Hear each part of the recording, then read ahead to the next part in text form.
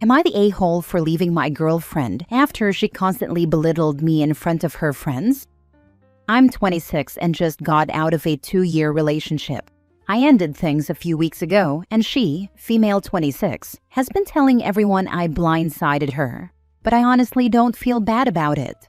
For most of the relationship, she had this habit of making me the joke around her friends. She'd call me soft for not being confrontational, make fun of my job. I'm an engineer, and even joked once that I was the woman in the relationship because I cook and clean more than her. Her friends would laugh, and when I pulled her aside later, she'd just say I was being too sensitive. It wasn't just around others either. If I brought up something bothering me, she'd roll her eyes or say I was starting drama. I stopped talking about stuff that upset me because I knew it would either turn into a fight or be dismissed.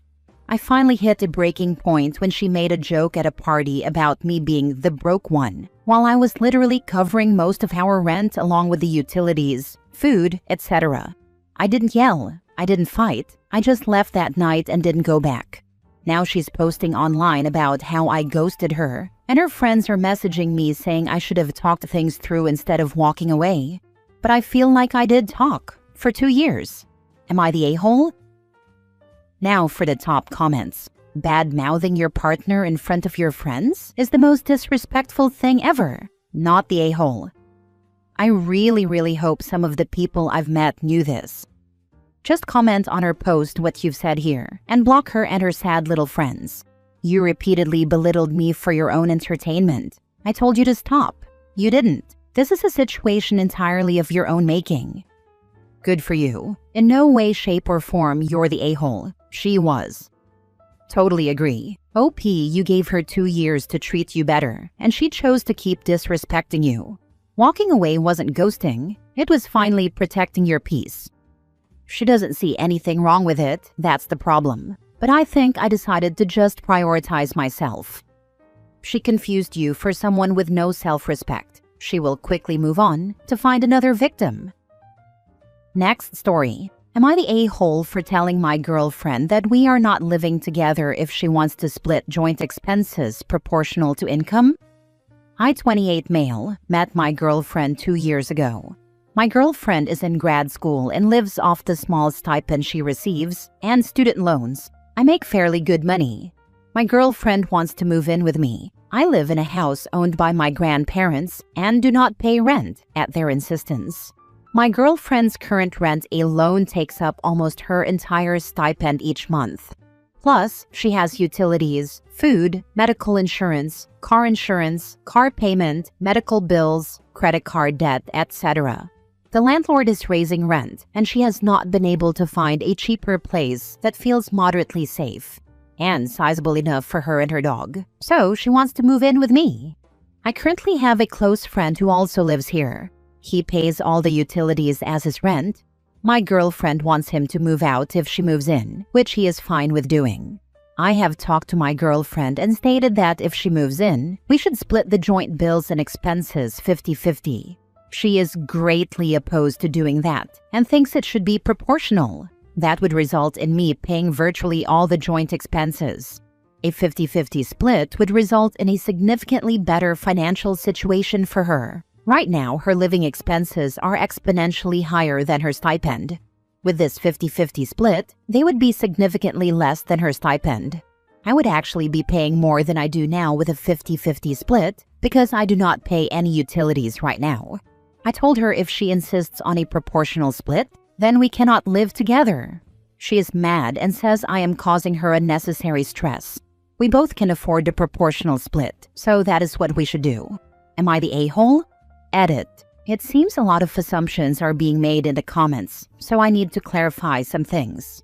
1. Yes, I do love my girlfriend, but I have significant disagreements with her on money. Our biggest fights have been about money. Every summer, she takes a trip somewhere and puts it on a credit card. Last year, she bought a new car. She has a $700 a month car payment that her mom has to help her out with. We have talked about these things. She gets defensive and tells me that I have no say over her money. 2. I am all about saving. I own a small contracting/construction company with a buddy. We started it not long before I met my girlfriend. In fact, I met her because I was doing some renovation work in her apartment complex. Basically, we are pinching pennies for the next couple of years to build up our nest egg and hire a staple of people. So every dollar counts. 3. If we were truly pooling our resources together, I would be okay with proportional, but that is not what we are doing.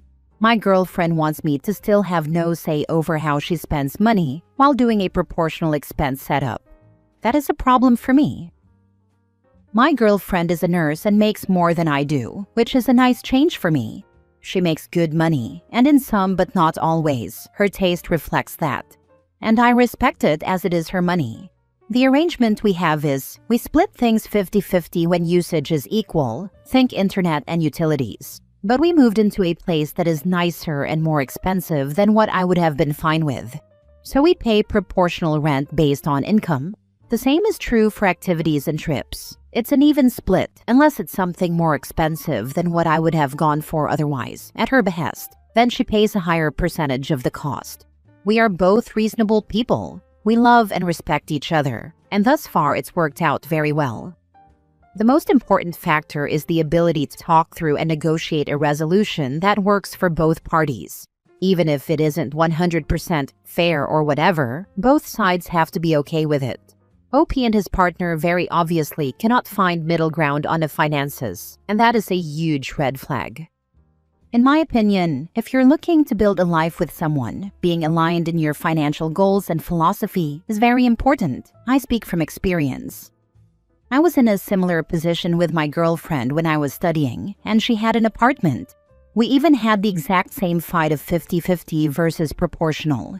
Except the roles were reversed, with me wanting to pay at least 50%, while she insisted that she should pay more due to her earning more at the time. Yeah, we're married now. The big difference here is that you are both trying to put the other first. That's the sign of a relationship that will go the distance, in my opinion. What happens if she gets a better paying job than you in the future? Then the same 50-50 split applies, and he needs to be okay with that. Limao, this is pure facts. I had a girlfriend who wanted to split rent proportionally. I already paid the gas, electric, internet, YouTube, TV, Netflix, and bought groceries, and she never picked up a dinner check. I was like, we already are. She was still mad at me, LOL. Next story. Am I the a-hole for telling husband he can leave me and our newborn, and it wouldn't impact our lives? My husband, 32 male, and I, 29 female, have been disagreeing lately about childcare for when I need to return to work full-time. He wants to rely on his parents and my mom to watch our 3-month-old son, and I want to enroll him in an infant program at a daycare. I do not want his parents to watch our son for many reasons, but the biggest being his parents aren't capable of watching a newborn for 9 hours, and the fact that they refuse to follow the updated safety guidelines for the prevention of SIDS. Every time I tell them updated information different from how they did it 30 years ago, I get comments like, "My kids would be dead 100 times over nowadays with what I did," or "You're letting these guidelines drive you crazy," because I don't want my son to suffocate due to a blanket or bumpers being in or on his bassinet. To put it in perspective, my in-laws have issues with their other daughter-in-law as well, due to how they treat people around them. I could go on about the issues the in-laws and I have had in the past, but I don't want this post to be so long. Let's just say his parents purposely cross boundaries at the expense of others to get what they want. Anyways, the argument between my husband and me got very heated the other night. As I was preparing my son's bath on the kitchen counter, as I was finishing filling it with water, my husband was so upset with our disagreement that he took the bath and flipped it over, resulting in water being all over our kitchen and dining room hardwood floors and table. I told him to get the heck out of the house and to not come near me or our son. I was baby-wearing him at the time. He kept trying to come near me to the point I left through the back door with my son and tried to get in my car to drive away, but my husband stood behind my car so I couldn't leave. So I just walked away from the house instead, so I could feel safe with our son. Eventually, I needed to come back in order to feed our son a bottle. My husband was attempting to clean up the gallons of water he spilled on the floor and all over the documents I had on the table. Floors, basement ceiling, and documents ended up damaged. He said he would finish cleaning up and then leave the house. He left around midnight and didn't come back until 8 p.m. the next day. Sadly, this isn't the first time my husband has acted out of anger. While I was pregnant, he punched a hole in our hallway and then grabbed me, resulting in my shirt being ripped. He also has knocked my possessions off countertops, resulting in things I cannot replace being broken. He always apologizes and says he will do better, but I no longer have hope for him. When he came back the other night, we continued the conversation about childcare and somehow got on the topic of another future baby, which I said I potentially did not want due to the traumatic birth of our son. I'm less than 3 months postpartum during this conversation. My husband then threatened to divorce me and go have a baby with someone else because his son will not be an only child. I flat out told him to file the paperwork without any emotion. I told him it wouldn't make a difference if he was here or not, considering he left for almost 24 hours without any communication, and I can manage it all on my own. Do I want our son to have divorced parents? No, I don't. But I also don't want him to grow up around a father who acts out of anger and aggression. I just feel like I've been through enough with him, and for him to now threaten divorce over childcare and potentially not having another baby is absurd in my mind. I know during our arguments I can say nasty things, but I never threaten divorce. Now a few days later, we are trying to continue talking about childcare, but my trust in him and his parents is almost non-existent due to his actions and words. I'm starting to feel like I am the a-hole because I said that him leaving wouldn't make a difference. Deep down, I do not want him to leave. But then I think about how, mid-typing this, I had to stop to go take out the garbage. It's 5 a.m. before collection, even though he said he did it before he went to bed. I just sometimes think he purposely is incompetent, so I just do everything. He says I won't have to coordinate with our parents on who's watching our son during the week and that he would do it. But I know that won't happen, and I will have to end up doing it.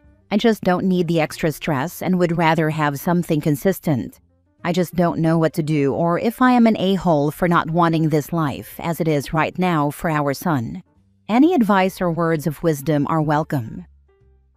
Now for the comments. You have way bigger problems than childcare.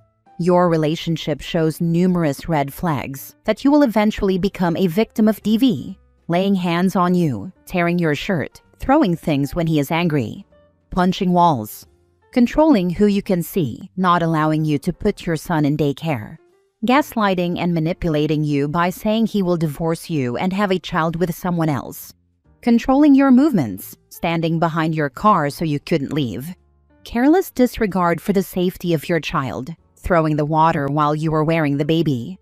I'm a former copper who worked in DV for years, and I'm telling you that you are not safe with him. If he doesn't leave, you should. He is violent, aggressive, and purposefully only damages and breaks your stuff, mementos, and documents during his rage blackouts. He tried putting his hands on you while you were pregnant, and now while you were holding your baby when he flipped the wash basin, and he wouldn't let you leave or feel safe. He is adamant about his parents watching your child when they refuse to follow medical advice about SIDS.